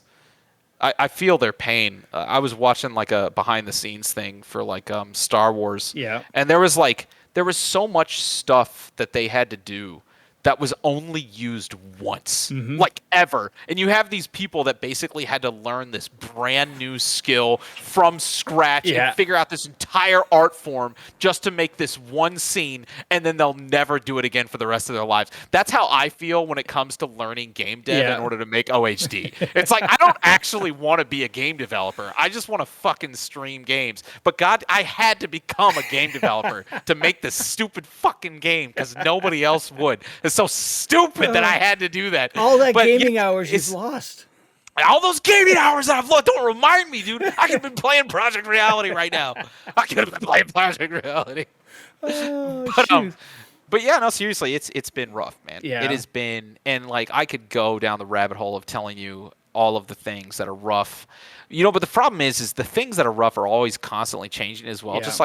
Just like, because again, the landscape of game dev is changing just as fast, if not faster, than the landscape of content creation. So who knows? Maybe the problems that I could bitch about from 2 years ago aren't going to be a problem anymore. Right. But I would say there was the legal aspect, because I've had a number of projects in the past, because I used to work on mod projects. Yeah. And one of the biggest problems that I would have is you would always end up having a developer that would have a meltdown and freak out and delete all the code or steal it, or like, go in and like, especially from a legal standpoint, like if they wrote like a single line of code, like Yeah. if they went into the script file and wrote like, I'm gonna poop my pants, technically they could sue you for like copyright infringement, because at any time, if you do not have somebody on payroll, Yeah. and I think, again, hey, warning to all you game devs out there, before you start a project, get your shit like legally figured out. Who owns what, whatever. Because the thing is that even if you pay somebody, if you say, hey, I want you to develop a game for you, pay them $50. If there is not a signed contract, they don't have to give you back the money, but they can actually revert that license at any time. Oh, wow. That's the default arrangement for like almost every single work for hire law in America. Wow. Where if there is not a work for hire contract and you were paid to deliver a product, at any time you can revert that license. So if you paid a developer to come in and like program a whole bunch of stuff for you, and then 3 years later you end up making $1 million, and Yeah. he's like, oh hey, I made that guy and he only paid me $50. He can say, hey, I own that now, and he can sue you. Holy Or shit. he can send you a notice and say, hey, my license is now canceled and you have to take down everything. And if you don't take down everything, I'm going to sue you. Wow. Yeah, by default, that was one of the hardest lessons to learn. And trust me when I say there's a billion other lessons just like that. Oh my God. I have had people try to, like another big thing is development repositories, which again, I wish, oh my God, dude. What are you doing to me, man? I'm What sorry. I'm killing your night. Dude, because it just occurred to me another thing that just really, because dude, development repositories. Do you know what that is? No, I have an idea, but Dude, what do you think it is? Do you have an idea? Really? is it What like assets like somebody created and you're going in and using those? Kind of. Well, let me tell you. So, a repository is like the lifeblood of any project. And honestly, I feel like repositories and repository systems should be way more standardized and way more widely utilized than they are. Because for some reason, and again, this is just the way things are moving, where everybody is starting to realize that they can charge for everything. Oh. And all of these freaking repository systems that used to be free and fun, now all of these people are like, we could actually make it so they have to pay $10 per person that ever clicks a single button. Like, you think microtransactions in video games are bad, my boy. Oh my God. Let me tell you about microtransactions in Jira. Fucking Jira. Don't get me started on Atlassian, you bastards. Like, can't even use basic planning software without having to anyways, okay. But yeah, so hold up. Oh crap. I lost you. Hold up. What? Oh, it's full screen. Okay, hold up. Yep. I'm still here. Yeah. All right. But yeah, so development repositories is basically a server where every single person who's working on a project works. Yeah. So the programmers, the artists, and it logs everything. So, GitHub is obviously a very popular repository Yeah. where you can go on there and everybody can collaborate in a seamless way. Unfortunately, GitHub and the repository system that it utilizes, I'm not going to go into the specifics of like what that is, but like Git and like, if you want to use large files like Git LFS, but configuring for Git LFS is cancer and I hate it. But that Git is a basic repository. There's other types of repositories. There's Perforce and Plastic. We use Plastic SEM, which is another type of repository, but it's better for like large files. And it not only does it store the project, but it also logs every single change that every person makes forever. So I can actually go onto my repository now and I can rewind to exactly what it was like 2 years ago. It's actually fun. So with Iron Armada, which was one of the little 2D games that I made, which again was I wish I had done a better job on that game, but if anything, it was a great practice run on learning how to manage development repositories and learning how to build an engine, which we actually built. We built the Iron Armada engine from scratch, which is crazy. Wow. Nothing close to Infusion because it's a shitty little 2D game, but that was a super cool experience and also something that I regret doing because it was way more work than it should have been. And what the hell was I thinking, making my own stupid engine with my team? Like, no way that was ever going to work out. But you know what's funny? It actually did work. You can play Iron Armada. It actually is fun. It still has some bugs. But we did it. But I'm getting off track again. But the cool thing about Iron Armada, I still have the Iron Armada repository. I can rewind to the first day that it started development. And like looked like I still do it sometimes just because it's fun. That's and I can crazy. like go back and it's pretty cool. But from a management standpoint, especially when you start a project, one of the things that's really made managing a development team difficult is, there is the legal aspect, which is an important lesson to learn. Boys and girls, make sure you have your legal shit figured out. Everybody needs to be on contract. Everybody needs to know exactly what their cut is or their share is. Even if they're working for free, you need to figure out how that works, because if you are working for free, there's like legal stipulations that come with that, and it's complicated. Just figure that shit out. That is why, honestly, 99% of game dev projects fail, in my opinion. Yeah. Never leave that. And dude, I was actually there when Squad almost imploded because they didn't get their legal stuff figured out until things started exploding, and then all of a sudden everybody gets mad at each other because I'm only getting 5%. I thought I was getting 10. So people start threatening to sue. Whoa, Squad almost didn't exist, dude. Straight up, I'm gonna tell you right now. I don't know how much I should go into that, or even it was so long ago now, but dude, straight up almost. And 99% of the projects I see all implode for that reason. But even if you do have that figured out, there is so many ways, man. You think DDoSing is bad? Yeah. We have had people that try to come in to our development repository and try to delete the entire thing. Oh my God. Oh fuck yeah, dude. Oh fuck yeah. Oh yeah. Oh God. You think people are evil? Just wait, man. Just wait till I tell you all my stories. We've had people that have filed development applications, and then we find out that they're using a fake name and using fake portfolios because they're trying to get on the team so they can come in and they can destroy our repository data. Oh my God. And dude, it's crazy. Who thinks like that? The internet, man. The fucking internet. It's fucking insane. And dude, I gotta tell you, man, being a game developer has made me I don't know if paranoid is the right word. Just cautious.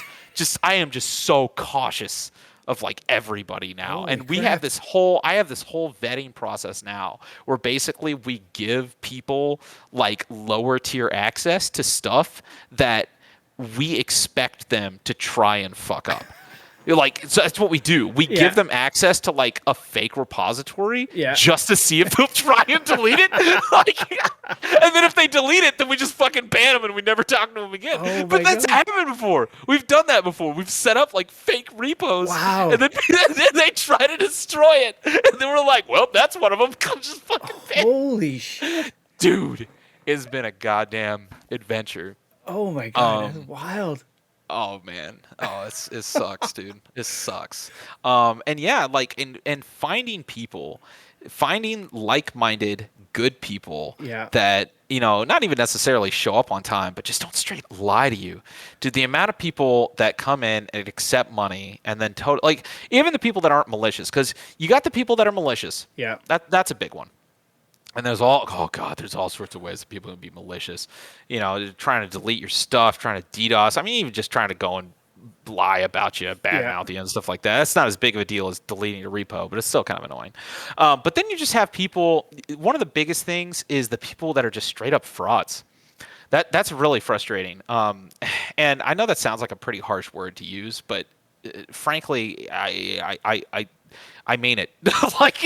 There's stories, There's people, and I think you see it all the time on the internet, where everybody's an expert, right? Yeah. Everybody's an expert, and when it's on Reddit, it's one thing, but when you have somebody coming in and it's like, hey, I'm an expert, pay me $2,000 to do this task. Yeah. That's when it gets serious, because you're like, okay, well, does this person actually know how to do this? Or are they just some crazy person on Reddit that's sitting here saying that they can do this thing that they absolutely can't do? Because that's another thing where you'll have people that are like, and I've seen this, I don't know if you've seen this, but you'll have people that are like, oh, Operation Harshdoorstop, I could make that in a weekend.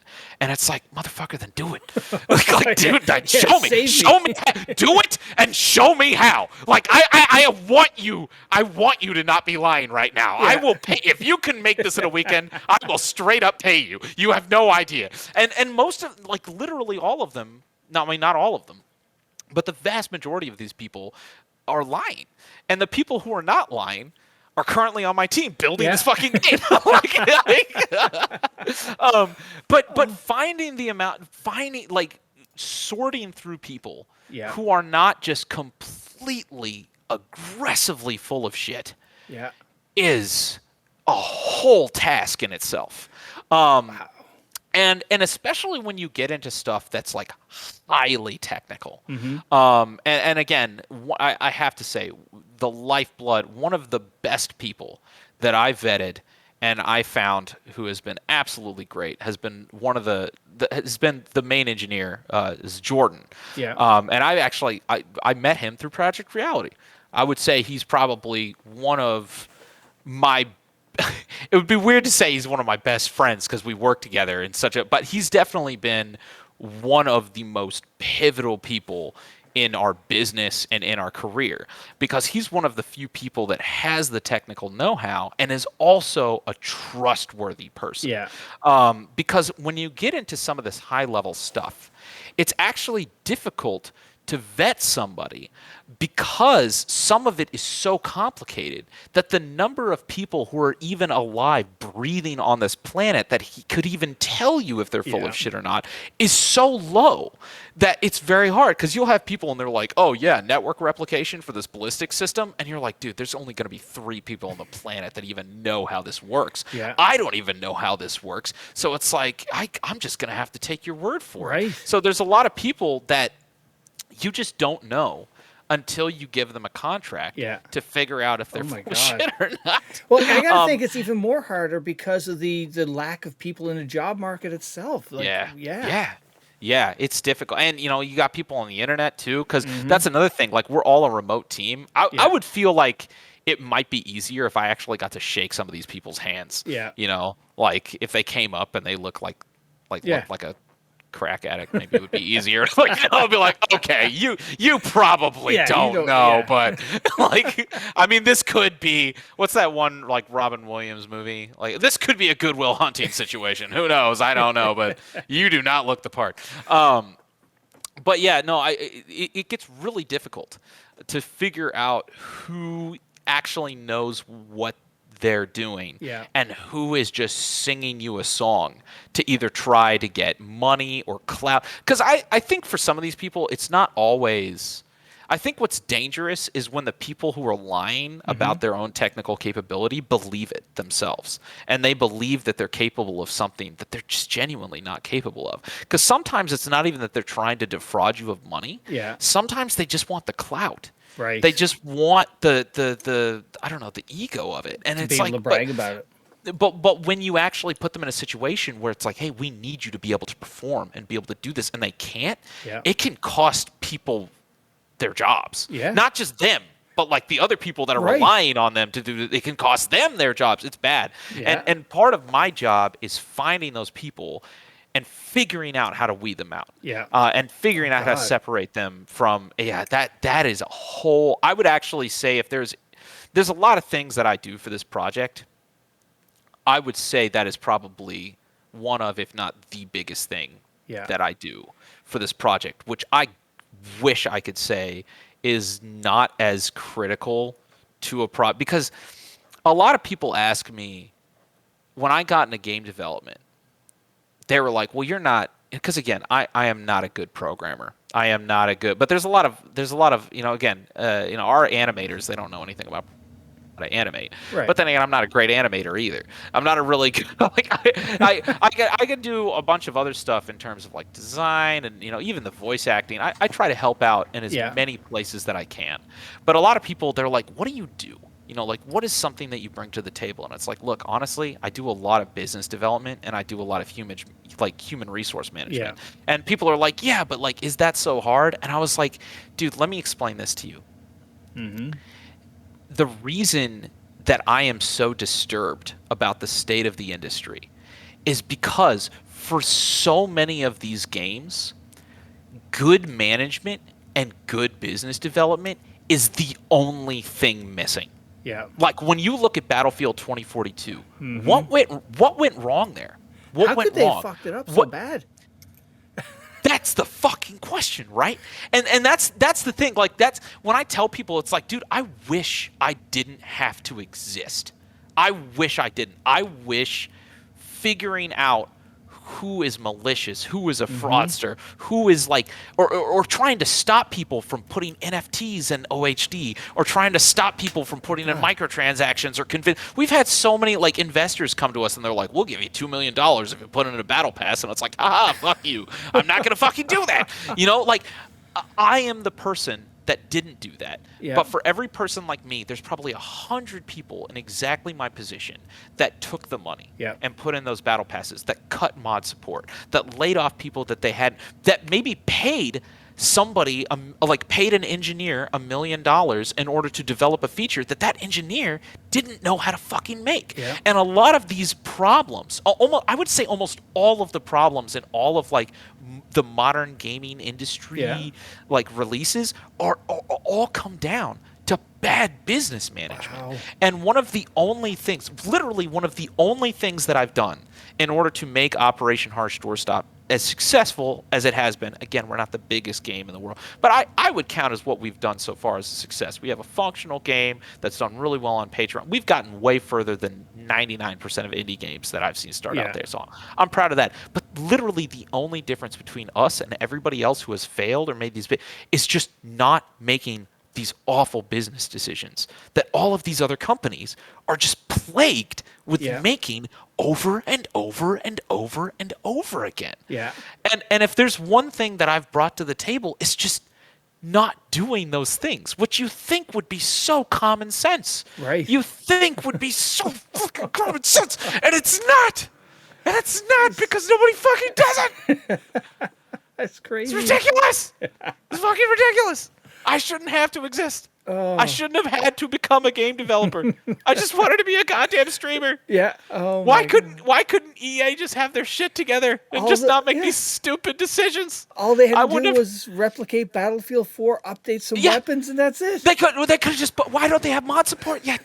Why don't they have mod support? Why did EA, you just had to put in mod support, you fucking bitch. And then I wouldn't have had to put all this time and effort into making my own goddamn game. I don't want to do that. But yeah, that's the secret behind all of this. Yeah. Like the one thing, the biggest role I've had, because I actually like, all the artsy game dev stuff. I actually like doing that. Yeah. I'm not a great modeler, but I got to be honest. I actually enjoy sitting down and like making a house in Blender. Yeah. Way more than I enjoy, well, you know what? Actually, to be honest, I have to say, it definitely stresses me out. But I'd be lying if I didn't say I find the process of like sorting through people trying to hurt you at least a little bit fascinating. and in the same way that I find the YouTube algorithm fascinating. Yeah. Like sitting there trying to like, well, what is that Detective movie? part. Like that TV show Mindhunters, and you got like Oh, the FBI agents, and their yes, whole yep. job is like getting to the heads of serial killers. I Yeah. feel like that's me sometimes. Interviewing but like, people. but yeah, fucking interviewing people, trying to figure out if they're trying to lie just so they can get into their repo and delete it or not. That's fucking crazy. But it sometimes I'm sitting here and it's like, man, I would love to just sit here and make a goddamn house in Blender. It'd be so Yeah. much simpler if that's all I had to do. Yeah. Or I could just be a voice actor and just make voice lines. Like, fuck. Oh, It would be so much easier. that's crazy. But now, yeah. looking back over your development up until this point, what have been some of the small victories that you overcame? And it's just like, yeah, we got through that. And Being the game work. yeah. Like, I would say the biggest, because, dude, you got to say, I don't want to say that I'm hated or anything, because the thing is that, like, I don't think there's actually that many people who know who I am in Yeah. the grand scheme of things. Like, obviously in my little circle, like, my name is relevant, but I'm not nearly as big as, like, I don't know, XQC or Mr. Beast. Yeah. Or like these in the big scheme of things. I'm still, but in the small, very underlying, like, tactical niche Yeah. community, I think there's a lot of people that as soon as they saw our project, they were like, oh, they're going to fail. There's no way they're ever going to even make a functional product. And we fucking did. Yeah. Like, we fucking did, dude. And like, and there's been so many projects that have even people that are like AAA developers Yeah. and stuff like that have not even gotten to the state that we're in. Yeah. Like, again, not that we've made like a freaking Call of Duty Modern Warfare 2 contender Yeah. here or anything yet. Like we got a ways to go. But by God, where we're at right now is further than like 99% of the other projects Yeah. that I've seen that have either never shipped at all or defrauded people of a whole bunch of money and then disbanded. You know, I don't want to get into like, is Dead Matter like a safe thing to go for? Because I don't know if there's still are they still developing? I don't know. I just don't want to like shit talk other studios if they're still alive. That's all right. Okay. But fuck it, Dead Matter. Like I feel like there's a lot of projects out there that have raised a significant amount, like millions of dollars. Yeah. Like money I would fucking stab a squirrel to have. That's a weird thing to say. Is that but a Kentucky thing? You know, I wouldn't. Yeah, I guess I don't know. I just don't want to say like murder somebody because that sounds sus, right? I wouldn't kill somebody for that, but I'd maim a small critter. Okay, Jesus, that's so fucking. But seriously, like, there's a lot of projects out there that have gotten, oh my God, substantially so much more money than we have, and they never even came out with a fucking demo. Wow. They never even came out with a prototype that worked. And I think everybody thought that that was what we were going to be. Yeah. That we were just going to, like, you know, puff a bunch of hot air and say how we were going to make Now, something. why and do you think that, though? We weren't going to. I don't know. You know, honestly, I don't blame them. I really don't blame them. Just because people have been burned so many times in the past? Not only have they been burned so many times, but it's just, even I look at myself, it's so stupid that a content creator can come out here and make a game that isn't, because again, like, a lot of people are like, oh, you know, this is nothing compared to Call of Duty. Like, motherfucker, the fact that it's close should disturb you. Right. Like, the fact that you were even putting us in the same sentence should disturb you. The fact that a content creator like me can make something that's even fucking comparable is a problem. Yeah. Because and this is one of the things that I said at the very beginning, because I was like, dude, I've been looking into this and I'm pretty confident that I could pull this off. And everybody was like, oh, you're full of shit. Game development is way harder than you think it is. And it's like, yeah, you know, I get what you're saying. And I understand that game development is hard, but I'm fairly confident that a lot of these studios that are saying that this is taking, you know, $10 million, $100 million to make, I'm pretty sure they're fucking lying. Yeah. Like, I'm looking into this and I'm calling bullshit. And in order to show that this is the case, I will literally do this myself. And everybody from the ground up, they were like, well, obviously, Bluedrake's lying. There's no way he's going to do that because game development does cost hundreds of millions of dollars. And that's why we have to spend hundreds of millions of dollars on microtransactions and battle passes and do all of these things that these big studios are wanting us to do. And guess what? You don't. You don't. Yeah. Because the fact that I even made anything at all has proven that there is something seriously wrong with this entire system. Something's fucked. So, and it's the exact same thing that I thought was fucked before, that I told everybody was fucked. I was like, hey guys, I don't think these games need to be $70 with a bunch of skins and then them like not cut out mod support, and then, you know, because that was you remember when EA said that mod support was too hard in order to implement, and that's why they cut it? That's obviously a fucking lie. Right. Because this dumb, and that's why I love it when people call me an idiot. Because you can go back many years and be like, Bluedrake's stupid. And it's like, I agree. I am stupid. I really am. And if this idiot, stupid content creator can make a fucking tactical first-person shooter with mod support, then why can't EA? Why can't they? What the fuck? Was it fucking? It's too hard to put in mod support. The fucking Venice Unleashed did it, and there's a bunch of people in their goddamn basement working on it in their free time. And you've got the best engineers in all of America, or fucking more than the whole world working on your stupid ass game. You can't put in mod support. $100 million a year for it's a lie. Yeah. And my success in any capacity whatsoever, I feel like the biggest thing about my success. The biggest thing about it for me isn't necessarily the game. Don't get me wrong. I like the fact that I have my own game now. It's cool. I'm going to do a whole bunch of stuff with it. But the biggest thing is that I have proven that all of these other people that have said all of this stuff for years are liars. Yeah. They're fucking liars. Like, and that's like that. I'm hoping, if anything, even if Operation Harsh Doorstop like completely dies Yeah. or something, I hope I will have proven something. And I hope people will finally use this as proof to stop putting up with all of the lies that all of these studios keep peddling to people. Yeah. Like, god damn. Sorry. That's Getting, all like, right. I didn't know. I I get you sorry. fired up. Yeah, It's I passion. didn't want to. I didn't expect your podcast to turn out like this. I hope I'm not ruining No, this. Like, I dude, need this is to. your podcast. This is Oh, all should I about just? you. This is all I don't know good. if I should talk more about my childhood or something. I don't know. Yeah, just get but you on the yeah, couch and no, this is you know, great. going back to the beginning when I was like, yeah, like there's negative and there's positive reasons for why I created OHD. I Yeah. feel like I've kind of gone into depth about that now. Yeah. And I think the negative is everything I just said. There is a lot of spite Yeah. that started OHD, where I was like, everybody was like, you can't do this. And I'm like, well, I'm going to fucking do it if you say I can't, because I'm pretty sure I can. And now Yeah. I did. And the fact that I did, because everybody can say whatever the hell they want. They can be like, oh, like, there's no ifs, ands, or buts now. The reality is that I have accomplished this.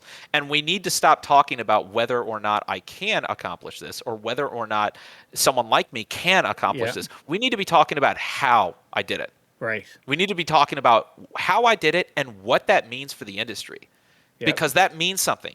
Well, the budget you had compared to other people Oh and my what you've fuck, produced, dude, What budget? Yeah. What budget, dude?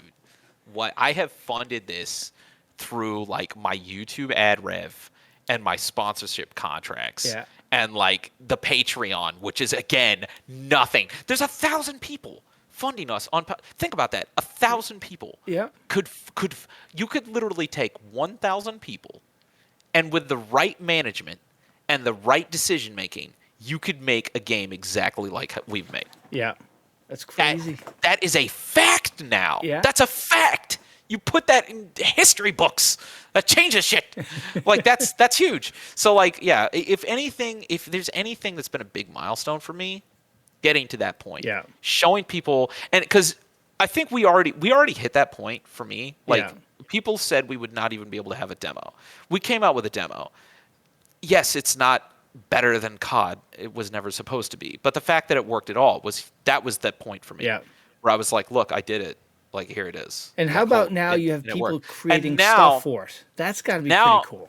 Right. I think now we've hit that point and we're like, okay, well, what's next? And I think what's next is like, let's make this a dope game. Yeah. Like, we've got a game now. Right. Let's run with this. Let's have fun with this. Let's make something cool. Yeah. And let's put it out for free.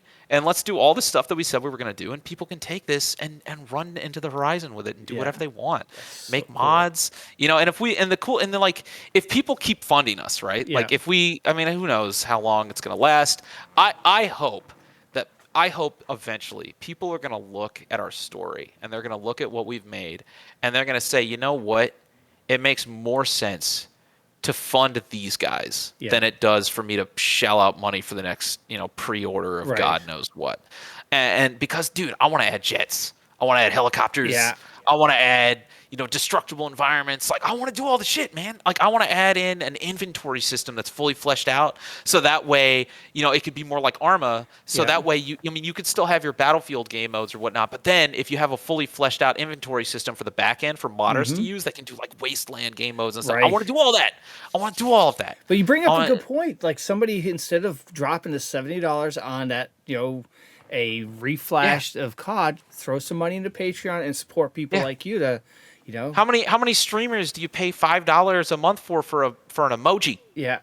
Like, fucking pay me $5 a month and I'll give you a free goddamn game for the entire fucking world. Yeah. Like, come on, that's got to be worth it, right? Absolutely.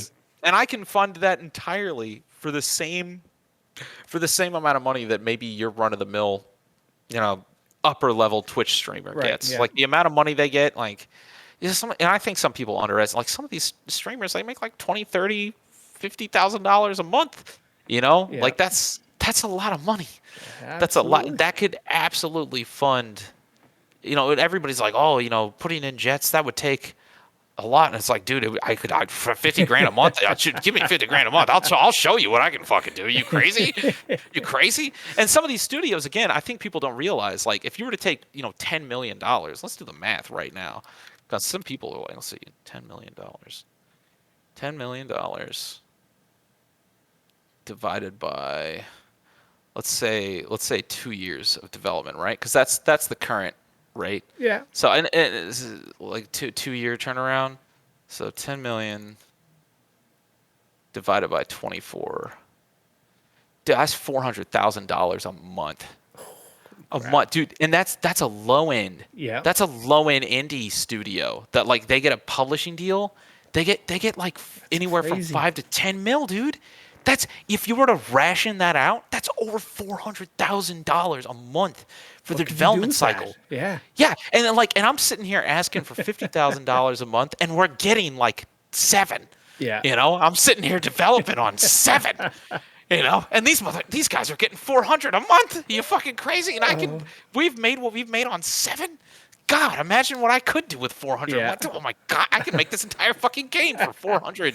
But you just might once, not you a may month, go just crazy total. though, trying to find all the talent though, and weed through all the crackpots Hard. though. It's hard. Dude, absolutely. weeding through the crackpots is a full-time job, straight up. Absolutely. So let's talk about the music side of you. The Okay. Yeah, sure. Yohari. Yeah. Did I butcher that wrong? No, Jahari. Yohari. Jahari, yeah. Where It's did a that, name. Where did that all start?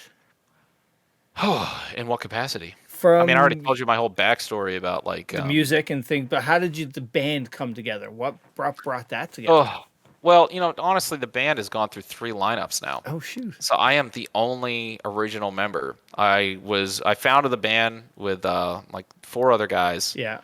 They're all gone by now, and then we've had 2 other entire lineups since. Oh shoot. Everybody ends up just over time. Yeah. Either giving up. They have kids. Mm-hmm. A couple of the guys got arrested for possession and went to shit. jail. Yeah, that was fucking weird. Yeah, man. Add COVID in there too, Rockstar probably. life, COVID. Yeah, dude. Yeah. I started in high school. Yeah. Or not in high school. Sorry, college. I was in college. Obviously, I studied classical voice, classical opera. But I always had this weird fascination for metal. I just love metal, dude. I love it. I used to listen to power metal when I was younger. Obviously, I mean, the one I'm going to say that everybody's going to know is Dragon Force, dude. Dragon Force dropped when I was in high school. I was like, fuck yeah, man. But I also was super into like some other bands like Sonata Arctica, Mercenary. Nobody's going to know those bands, but love those bands. And then it just kind of grew from there. I was just super into it. But I remember, my vocal instructor being like, oh, but if you sing that growly stuff, you're going to ruin your voice. Not true, by the way, apparently. Not sure if you know that. Death metal doesn't ruin your voice if you use correct technique and you study the correct ways of preserving it. And you have your true chords and your false chords. And there's a whole anatomy to it that we're not going to go into because it would be boring and long. But I had such a fascination with it that I started studying how to do, I started looking into like other death metal vocalists. Yeah. There wasn't much online about how that worked and how to do it, but I just started getting whatever I could. Yeah. And then I was like, man, I want to go out and I want to play with a band. So I went online, went on Craigslist, started just going out, finding other guitarists. And eventually I found, a couple of other guys and we created this project called Jahari. It was called Jahari Window. We started with Jahari Window, but then eventually we just settled on Jahari. Yeah. Because Jahari, it means like blood diamond in Swahili. And we're like, that's sick. And we just went with that. It's also a first name. Didn't know that at the time, but it's a fairly popular first name in India. So no joke, we randomly get messages from Indian moms thinking that we're their fucking son. Oh, Jesus. Straight up. So it'd just be like, like in Indian, it's like, how is your work day? We'll get tagged in family photos all the time. Oh, all my the God. time. It's hilarious. It's just like, that's funny. But yeah, no, so I just started doing that, and then we just started playing shows, cool. and it's always been kind of like just another side of my life. Yeah. I never really expected to go anywhere, but one of the things I got to tell you, dude, Spotify pays better than YouTube. Oh, wow. Yeah, I mean, off of 300,000 views, I probably get like 2-3 grand. Holy crap. That's Yeah. so cool. Yeah.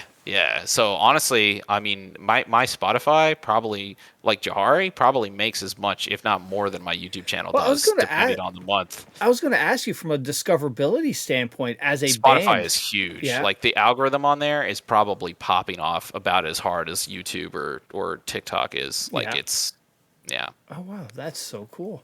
It is definitely that's actually an example. I have loads of friends that have made entire careers out of Spotify, and they make fucking insane amounts of money. In fact, I would say if you could be a Spotify artist instead of a YouTuber, it makes way more sense to be a Spotify artist because the staying power is way stronger. I don't do shit on Jahari, but like our songs from like 3 years ago still get like insane plays. Spotify is huge. That's crazy. Everybody Yeah, because Spotify. Like, because I was going to talk to you about, discoverability from a band standpoint, going, trying to play live gigs. But if you just focus on Spotify, yeah, you can sit on your ass at home and make insane amounts. And I have loads of friends who have done that. And the thing is like with YouTube, if you stop uploading, your channel's dead. Dude, Spotify, if you get famous on Spotify, dude, you're done. Sit back, relax, go to Costa Rica, get a fucking mojito. Like, you're done, dude. Like, it's sick. It's sick. It's nice. But yeah, crap. if I honestly, if I was not the amount, like I would maybe be retired by now if it wasn't this goddamn video game that I'm making. I'm gonna be real with you, because with this Spotify, I probably would have chilled out with Spotify and fucked off by now. But no, I just had it in me where I just had to make a statement and do the stupid video game development thing. But yeah, no, Spotify is. The funny thing is, I'm afraid that people are going to listen to this and they're going to be like, I should be a Spotify person now. There you go. So you just told people not to be YouTubers, I don't know and now if they're going to be Spotify people. I don't know if it's still going to be this good by the time everybody decides that they need to be doing this. But as of right now, it's pretty lit. But yeah. So now where did the keytar come into play? How did you find the love for that? I don't play guitar at all. Yeah. And I'm just always jealous about the guitarists being able to do dope stuff and like stand up and play. Right. So I was like, I want to fucking do that. And I play keyboard, but there's no way for me to do guitar stuff with a keyboard. But now there is. Yes. Because that thing's actually pretty recent. Like, that's a new model. Yeah. And it's one of the first keytars that doesn't look like completely cancer. Yeah. So yeah, it's like I got that because basically every other keytar looks pretty stupid. Yeah. but that one actually looks. I mean, it still makes me look like a damn nerd, but it looks like a sick nerd. Well, you know what I'm saying? Step up from Weird Al, Yes. It's like this dude probably still plays WoW, but at least he fucks, right? You know what I'm saying? Exactly. Oh man. So now when you're not creating a game, you're not creating content, what are you doing away from the computer or away from do you even have time? Oh yeah. I mean, I would say basically any time that I have left over is spent with my son and spent with my family. So yeah, just going to fall festivals, going out to exploring stuff. I went to man, I've done a bunch of stuff recently. I went to there's this I wanted to go to the beach randomly, but I didn't want to drive all the way to Florida. Yeah. So I looked up and I actually figured out that there's like artificial beaches in the middle of Indiana. And I was like, God. What? I'm going to do that. So I just recently went out, got a cabin in Indiana. Nice. Hung out on the artificial beach there. It's been a thing. Well, dude, this has been awesome. Thank you so much for doing this. I really appreciate the time and all the insights. It's been fantastic. Yeah. No, absolutely. No problem. But before you go, though, at the end of every pod, I ask the guests to call out somebody that they think could have a good story to come on the podcast. In your circle, who do you think? Man, have you already talked to Control Pairs? No, I haven't. You got to talk to him, man. He's up and coming. He's got a dope ass backstory. Yeah. Karma does too. Have you done Karma? I haven't done Karma either. Karma's sick, man. He's got a great backstory. He's probably one of my best like content creator friends that I have. Cool. Yeah, I mean so many people. Let's see who else. Oh, dude, Tactigamer. Yeah. Oh my God, get on him, dude. He has got this algorithm thing figured out. He is killing it right now. All right. He's one of the guys that we work with Blacksite now. Oh, cool. So he's dope. God, who else? Those are three great names right there, man. We'll land one of them. Yeah. Awesome. No problem. All right. Well, hey, thank you, and I've really enjoyed talking to you and meeting you. Yeah, no problem, man. Thanks so much.